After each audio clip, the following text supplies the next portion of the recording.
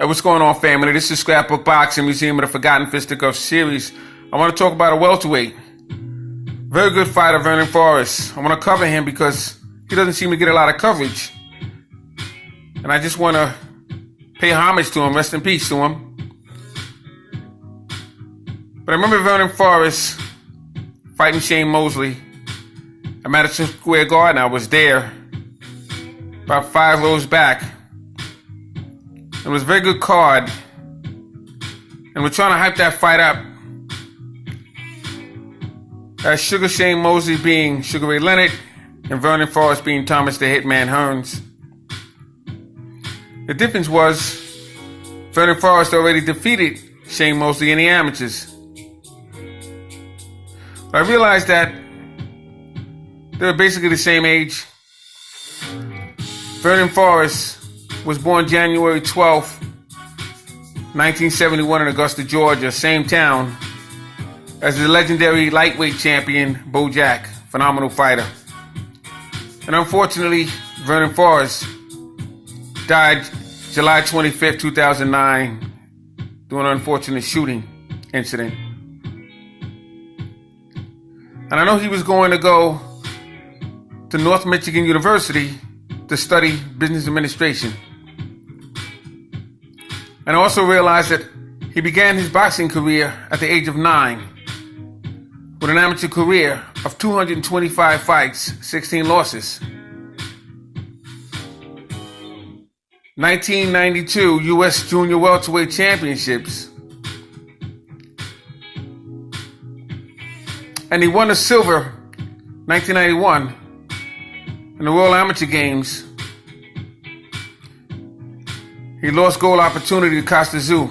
Now, Costa Zoo went on to become champion as a professional, and he knocked out Zab Judah.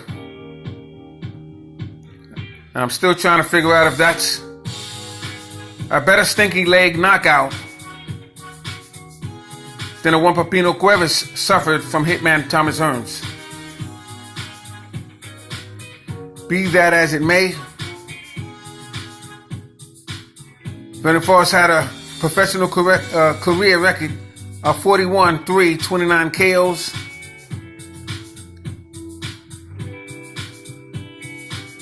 And he fought from 1992 to 2008. He was 147 pounds, stood 6 foot tall. He was a 4-time champion, 2-time welterweight champion.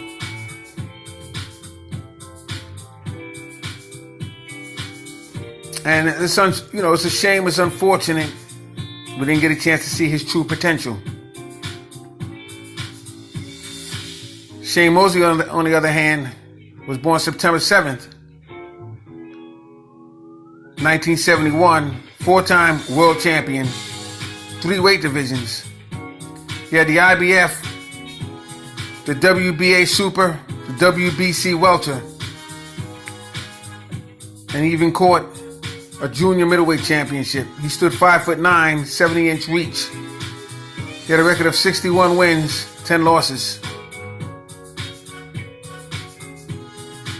Let's take a look at that fight a little bit. Now here you have Vernon Forrest, was presented a ring record belt. You see, he set up to fight Shane Mosley. And Shane Mosley was dominating the lightweight division. He had basically all knockouts, like 32 fights. And 30 knockouts or 31 knockouts.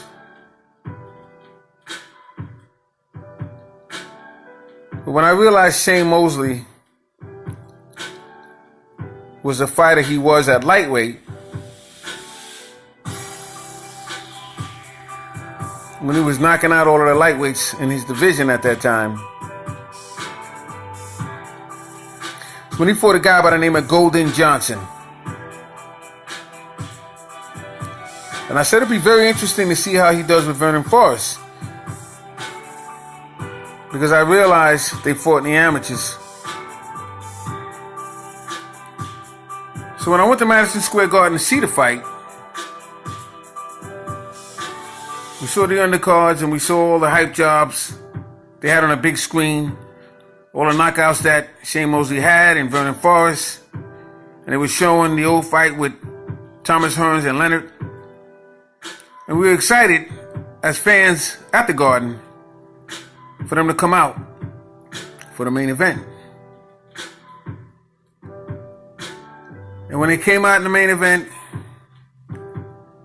and they announced both fighters and the first bell rang, looks like Mosley had it going his way a little bit, but then you can see the jab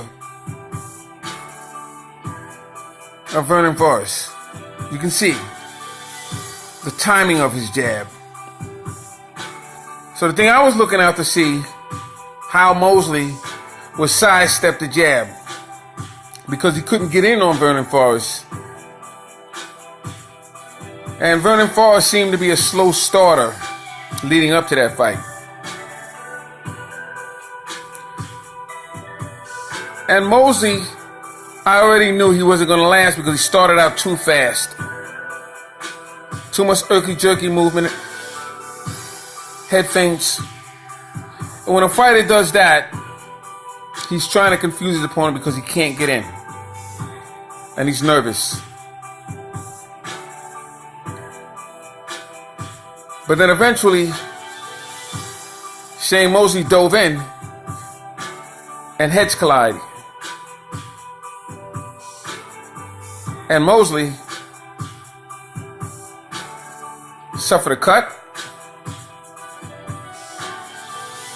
and he had to continue. And he was grabbing onto Forrest,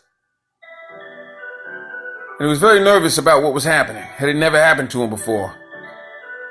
He was able to get it out of the round, and his father asked him, could he see? And he said, yes, I can see, but he headbutted me.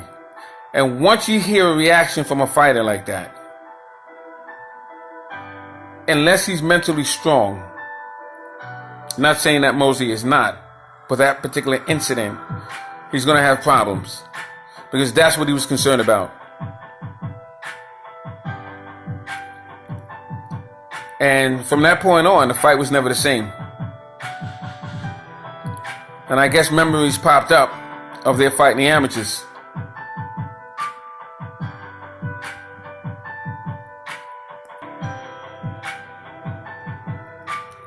Here you see Vernon Forrest.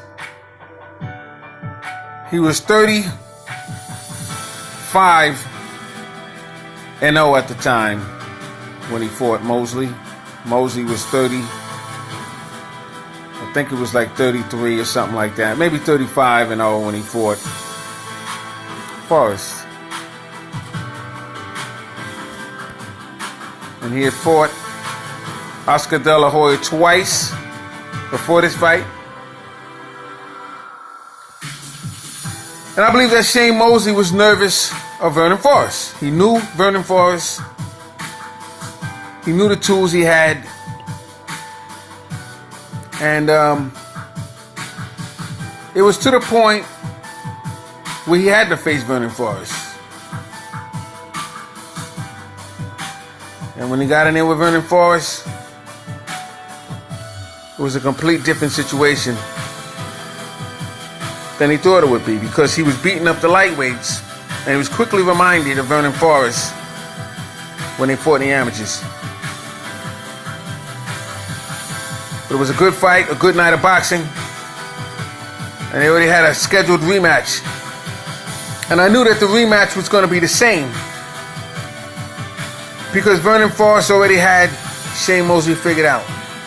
Fighters like Shane Mosley, quick hands, irky-jerky. Fighters like Meldrick Taylor, a quick, sharp jab is what stops it, because they're rhythm fighters. And once you break the rhythm of an irky-jerky fighter, fast hands and moving around, there's no other tool he has left. You just have to be consistent with it, and it has to be a stiff, hard jab. So when you learn the game and you learn it well, you'll know what fighters are vulnerable to.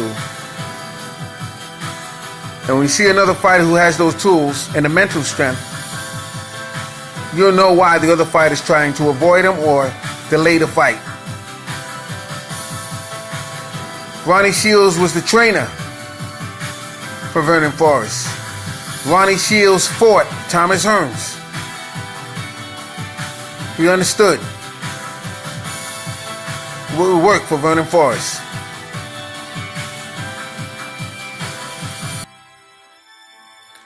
Vernon Forrest became Fighter of the Year after defeating Shane Mosley. Here you see Ronnie Shields. Ronnie Shields was a fantastic fighter. Very good fighter, very good amateur fighter. He had a very good pro career, but as a trainer, fascinating mind. Salute to Ronnie Shields. Can't go wrong when you have Ronnie Shields in your corner. Fascinating trainer. And Vernon Forrest. Salute to Vernon Forrest. Here you have Shane Mosley preparing for that fight. And he was 146 pounds for that fight. And you can see here, on the defense is Shane Mosley.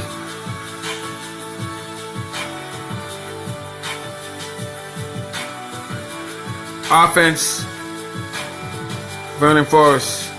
Look at that jab. Look at the jab. The best weapon in boxing, right or left, is a stiff jab. Beautiful fighter, Vernon Forrest.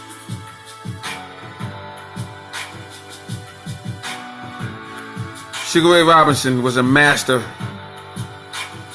at hooking off the jab, saluting the jab. That's an up jab. Cross jabs. It's when you step real quick to the other side and jab. He was a master. Till this day, in the history of boxing, till this day, Sugar Ray Robinson mastered the jab the best. You had Larry Holmes. You had George Foreman in his second career. You had a lot of fighters. Study Sugar Ray Robinson. Master at the jab. Marvin Hagler. Dynamic jab. Dynamic jab, Marvin Hagler. No other one better than Sugar Ray Robinson.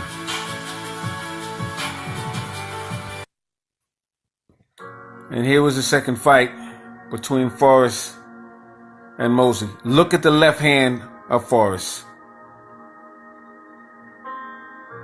He's about to hook off his front foot jab. Mosley's holding on.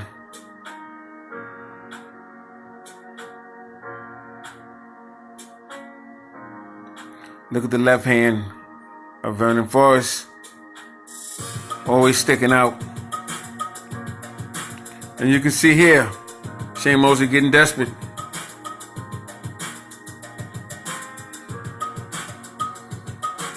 Let's take a quick peek of Forrest and Mayorga. Here you have Ricardo Mayorga versus Vernon Forrest. And Forrest was defending his title against Mayorga.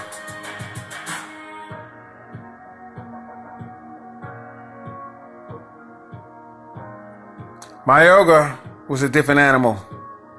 He was a street fighter. He's a fighter from the 40s, 50s. The problem with him was his habits. He would smoke before a fight, smoke after a fight. He was like a Roberto Duran. He would walk around over his 200 pounds, but he had a fighter and warrior's heart. Don't forget, Ricardo Mayorga won an MMA match, defeated his opponent in an MMA, mixed martial arts. So you're looking at a fighter there.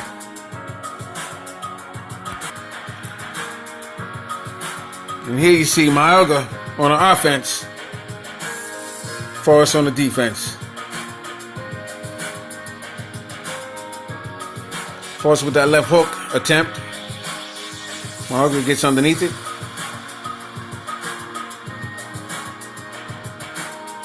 Mayorga on the offense.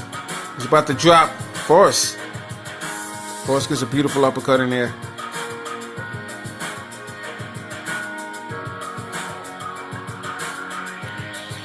Forrest gets off a good right hand.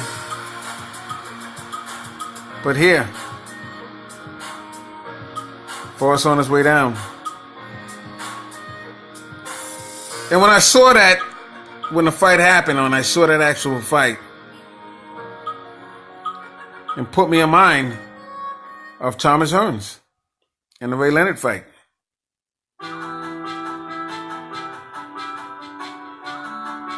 Amazing.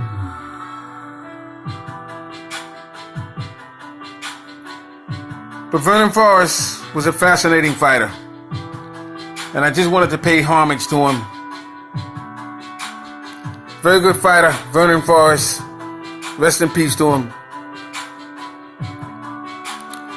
Very interesting to see how he would have dealt with these welterweights today.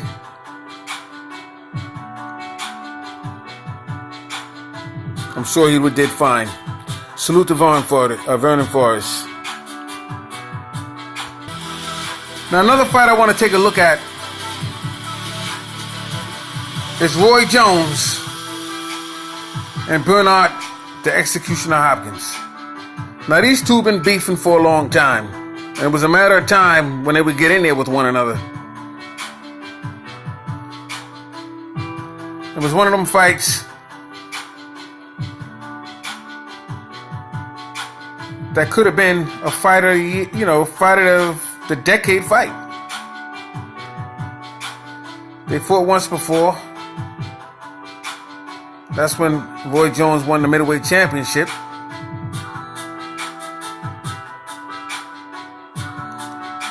And Roy Jones didn't stay in the division that long, but he was a very good middleweight champion. This is Bernard Hopkins with all the belts.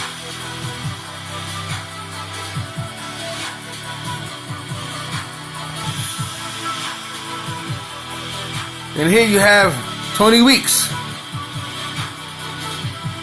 jumping in. This Roy Jones and Bernard Hopkins fight. Unbelievable. Bernard Hopkins kept claiming he was being hit behind the head to get points off. He would step to the side when the referee wasn't looking, hit Roy Jones low.